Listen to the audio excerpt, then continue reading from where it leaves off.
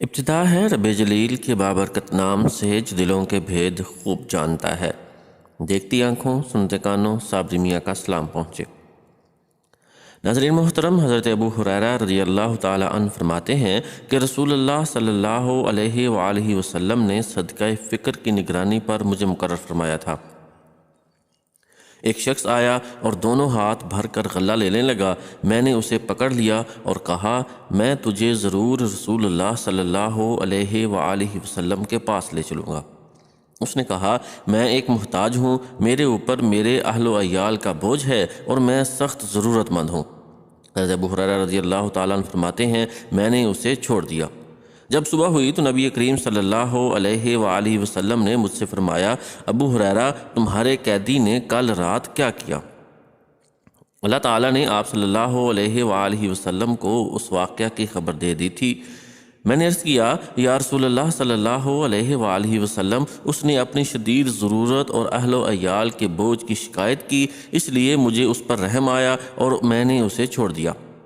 آپ صلی اللہ علیہ وآلہ وسلم نے فرمایا، خبردار رہنا، اس نے تم سے جھوٹ بولا ہے، وہ دوبارہ آئے گا۔ مجھے ولی اللہ صلی اللہ علیہ وآلہ وسلم کے فرمان کی وجہ سے یقین ہو گیا کہ وہ دوبارہ آئے گا، چنانچہ میں اس کی طاق میں لگا رہا۔ وہ آیا اور اپنے دونوں ہاتھوں سے غلہ بھرنا شروع کر دیا۔ میں نے اسے پکڑ کر کہا کہ میں تجھے رسول اللہ صلی اللہ علیہ وآلہ وسلم کے پاس ضرور لے چلوں گا۔ اس نے کہا، مجھے چھوڑ دو، میں ضرورت مند ہوں، میرے اوپر بال بچوں کا بوجھ ہے، اب آئندہ میں نہیں آؤں گا۔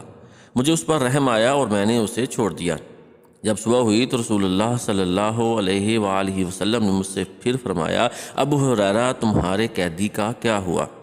میں نے عرض کیا، یا رسول اللہ صلی اللہ علیہ وآلہ وسلم، اس نے اپنی شدید ضرورت اور اہل و عیال کے بوجھ کی شکایت کی، اس لیے مجھے اس پر رحم آ گیا اور میں نے اس کو چھوڑ دیا۔ آپ صلی اللہ علیہ وآلہ وسلم نے فرمایا، ہوشیار رہنا، اس نے جھوٹ بولا ہے، وہ پھر آئے گا۔ چنانچہ میں پھر اس کی طاق میں رہا۔ وہ آیا اور دونوں ہاتھوں سے غلہ بھرنے لگا۔ میں نے اسے پکڑ کر کہا کہ میں تجھے ضرور رسول اللہ صلی اللہ علیہ وآلہ وسلم کے پاس لے جاؤں گا، یہ تیسرا اور آخری موقع ہے۔ تو نے کہا تھا کہ آئندہ نہیں آؤں گا، مگر تو پھر آ گیا۔ اس نے کہا، مجھے چھوڑ دو، میں تمہیں ایسے کلمات سکھاؤں گا کہ اللہ تعالیٰ ان کی وجہ سے تمہیں نفع پہنچائیں گے۔ میں نے کہا، کلمات کیا ہیں؟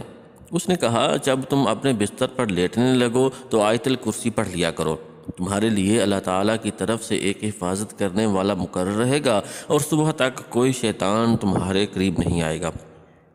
صبح کو رسول اللہ صلی اللہ علیہ وآلہ وسلم نے مجھ سے فرمایا، تمہارے قیدی کا کیا ہوا؟ میں نے عرض کیا، اس نے کہا تھا کہ وہ مجھے چند ایسے کلمات سکھائے گا جن سے اللہ تعالیٰ مجھے نفع پہنچائیں گے، تو میں نے اس مرتبہ بھی چھوڑ دیا۔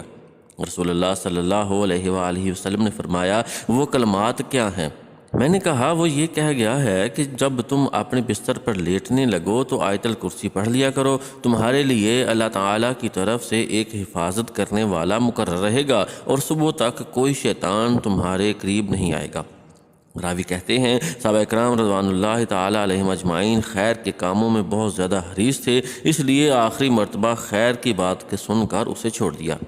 آپ صلی اللہ علیہ وآلہ وسلم نے فرمایا، غور سے سنو، اگرچہ وہ جھوٹا ہے لیکن تم سے سچ بول گیا۔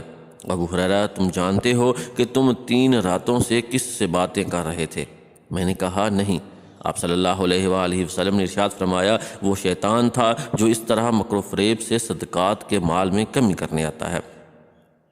حضرت ابو ایوب انصاری رضی اللہ تعالیٰ عنہ کی روایت میں ہے کہ شیطان نے یوں کہا، تم اپنے گھر میں آیت الکرسی پڑھا کرو، تمہارے پاس کوئی شیطان، جن وغیرہ نہ آئے گا۔